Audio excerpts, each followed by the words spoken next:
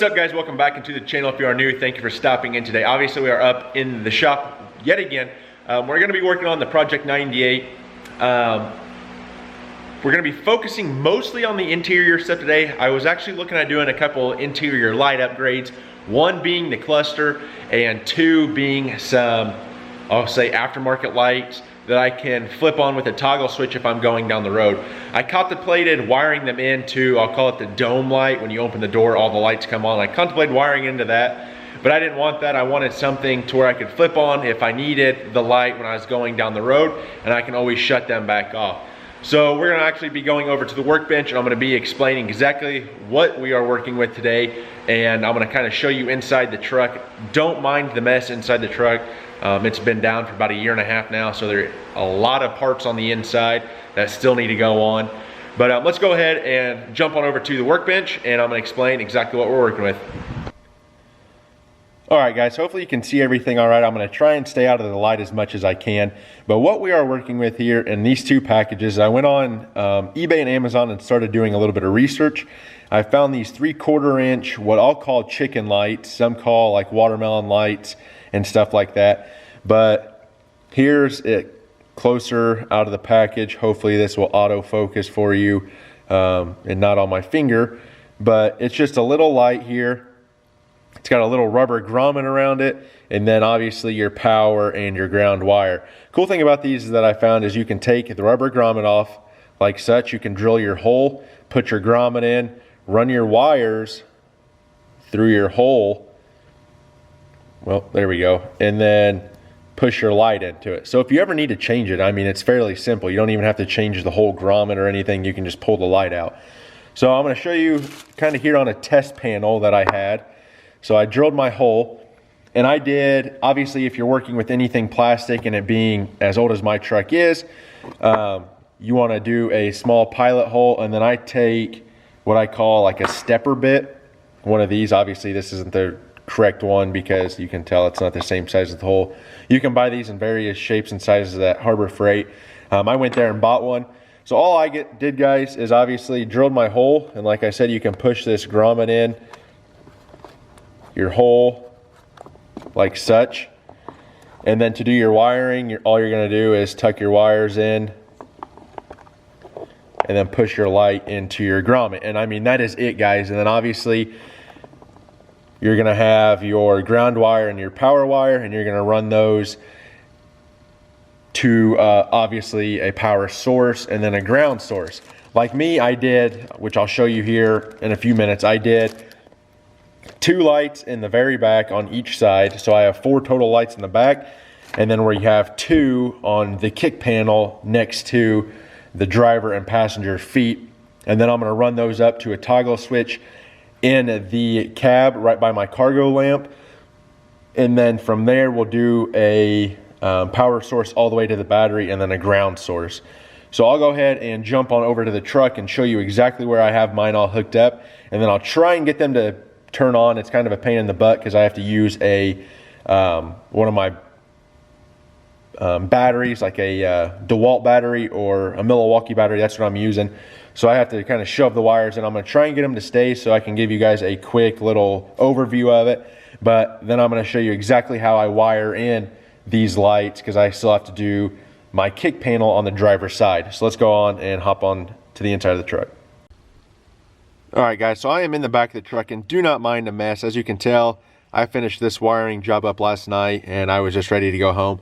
So on the extended cab trucks, you can actually pull this little cubby insert out right here. And that's exactly what I did. And then I ran my wires. I popped this panel off where the seatbelt goes, ran my wires up and through. And then right here on the door seal channel, I actually tucked the wires into the original wiring channel. So that worked out perfect. Like I said, they sit nice and flush in there. And then if we jump over to the side over here, you can tell I did the exact same thing. You might ask why they're so close together, but there's a reason for that. Where those are plumbed in, there's actually metal in behind the panel on this side here, and then there's a little just plain cubby with some insulation. metal and then another plain cubby. So I drilled straight through that little cubby, ripped out the insulation, and then ran my wires. And I didn't want to have to drill through the metal just because I don't think there's going to be enough light material there by the time you put that grommet in there to be able to get all the way a flush look with the metal and the plastic backing it. So right there, it's just plastic. Same thing, I ran my power wire and everything through this here, pulled that little cubby out, and then it just goes down the door seal. And then I'll jump to the front and climb out real quick and show you exactly where I'll be wiring in the front lights. So again, don't mind the mess, guys. I'm gonna kind of zoom in here. So on the front panel here, you can tell where I wired it in right down there by the feet, and then I just peeled my carpet back a little bit, ran my wires underneath of the carpet because I didn't want anything exposed. So everything will come underneath all the way across down under here. Let me grab the light source so you guys can see a little bit better. Down under, and then we'll tuck underneath the carpet here. We're gonna plumb this light in right in here. And the same thing with these is when you pull these off, this backing here, there's actually a cubby in the actual panel, which when I get it off, I'll show you. But you'll drill your hole, plumb in your light, and then all these lights are wired together. So the back two lights back there, and then the three lights on that side will all be tied together. And then from there, I'll run it up to my switch, which I'll show you in a minute, which is right here next to the cargo light on my dash bezel. And then from the switch, we'll run outside the firewall and up to our battery. So we'll get all that taken care of. Real quick, I'm gonna try and set the camera up here on the transmission tunnel hump so you can see exactly what I'm doing. But let's go ahead and get this piece taken off so you guys can see.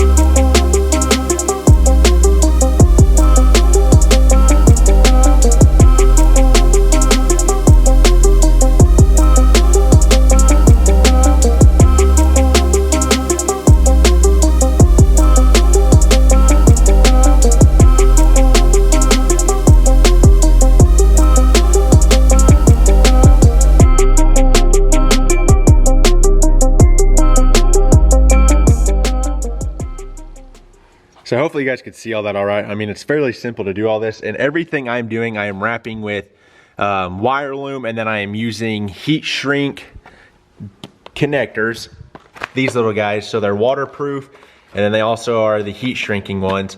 I'm using those to connect all my wires.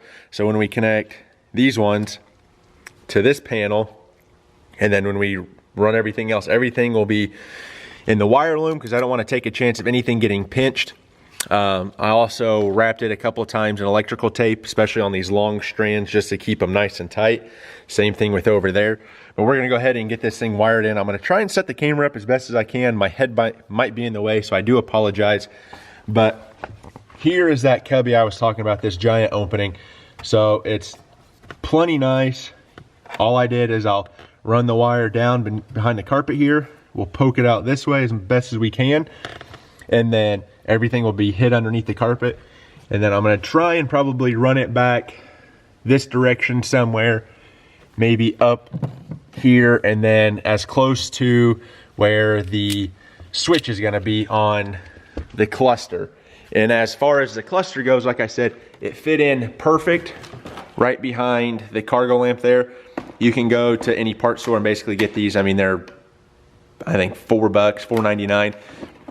This one is a 3-prong.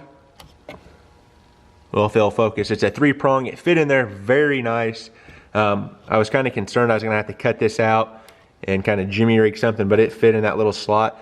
I'm gonna throw on my little screw connectors to the back side of this, so then I can just pop that screw out, put the little tab on there, and then tighten the screw back down.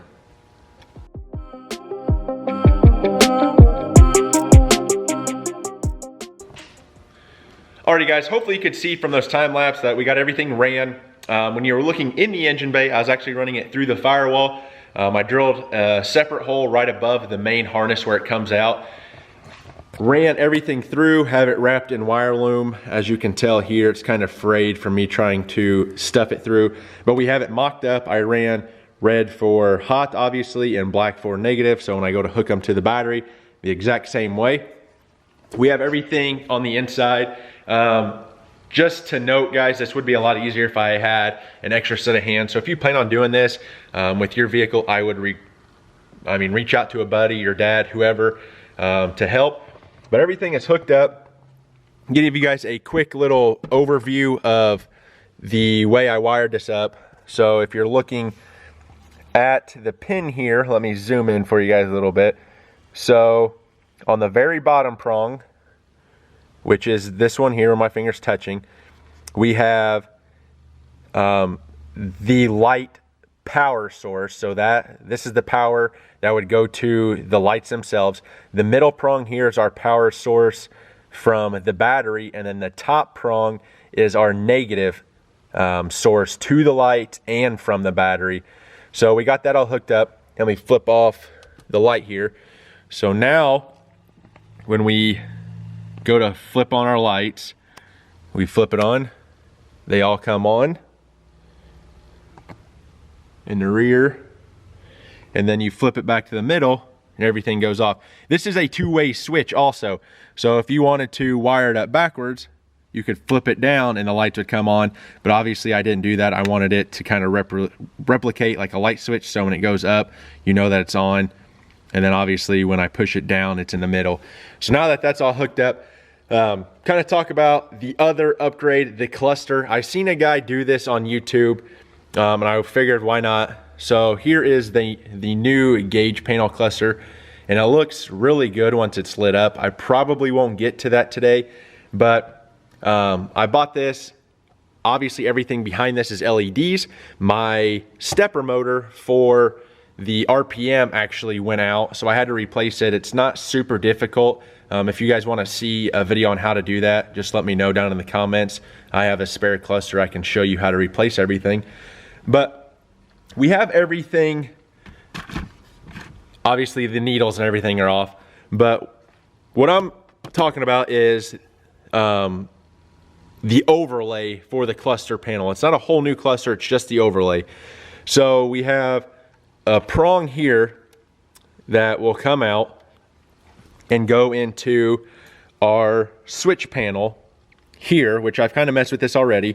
So one of these 4 prongs will plug into this one that will illuminate the cluster, and then this is a fuse cap. You'll take your fuse out of your gauges here, which it's number 4 on this truck. Hopefully it will autofocus. There we go. Number 4 gauge there. It's a 10 amp fuse. You'll pull it out, which it's right here where my finger is. Pull it out, throw the fuse cap, or throw the fuse in the fuse cap, plug the fuse cap in there, and then the same thing with this. You want to ground it to a negative, and then you can fully adjust your cluster backlights, which I thought was pretty cool, on and off, and then you can obviously make it brighter and dimmer. So I'm going to try and get this to work. I kind of messed with it a little bit the other day, not a whole lot. Now that I have this working, I might try and run my ground over here and just know that I have a good ground, and then I can throw the fuse cap back in and try and mess with it. But I thought that was a cool little upgrade, along with the other interior lights. If you guys have any questions on how I did anything, feel free to leave a comment. Like I said, I wanted to upgrade it, so if I'm going down the road, I can flip that toggle switch on, have a little light in there other than just opening the door. So, like I said, if you guys have any questions, feel free to leave them down in the comments. Hopefully, some of you guys found this video interesting. I just want to kind of break up the content a little bit. Hopefully, the 79 will be in the shop here shortly. We'll be doing the steering shaft upgrade to it, like I've been saying for the last year. The 98 is pretty much ready to be polished. So we're gonna get it done, get the hood hinges mounted up, get the hood dropped on, and then get everything buttoned up, guys, and it should be ready to rock and roll. But anyway, guys, remember, learning as I do, doing I love. I'm the GM man. I'll catch you guys in the next one. Peace.